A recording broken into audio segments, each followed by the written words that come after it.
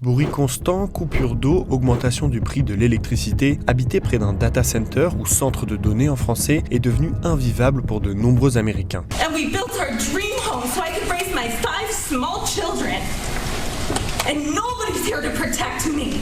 Avec le boom de l'IA, Microsoft, Google, OpenAI, Amazon et Meta investissent des centaines de milliards de dollars dans de nouveaux data centers, rapporte The Guardian. Près des habitations, ces lieux qui stockent et traitent nos données génèrent un bruit continu. The tonal noise immediately triggered my anxiety to the point where I couldn't sleep. Cette femme que vous venez d'entendre habite ici, le territoire avec la plus grande concentration mondiale de centres de données. Sur l'ensemble du pays, le média américain Business Insider décompte à la fin de 2024 1240 centres aux États-Unis déjà construits ou en attente de permis de construire. Vivre proche de ces bâtiments n'est pas seulement une question de bruit. En consommant énormément d'électricité, ils font grimper les prix de gros et la hausse se répercute sur les particuliers. Selon l'analyse du média spécialisé Bloomberg, un mois d'électricité coûte désormais jusqu'à 267% plus cher qu'il y a 5 ans dans les zones situées à proximité de centres de données. Le New York Times souligne aussi qu'à l'ère de l'intelligence artificielle, l'eau est devenue indispensable pour ces fermes de serveurs, tout comme l'électricité. Ces centres consomment des quantités énormes d'eau froide qui circulent dans des circuits de refroidissement à l'intérieur des bâtiments. Et dans les maisons aux alentours, le débit en eau se réduit, comme chez cette dame en Georgie. The water won't come through the water lines to fill the toilet tank,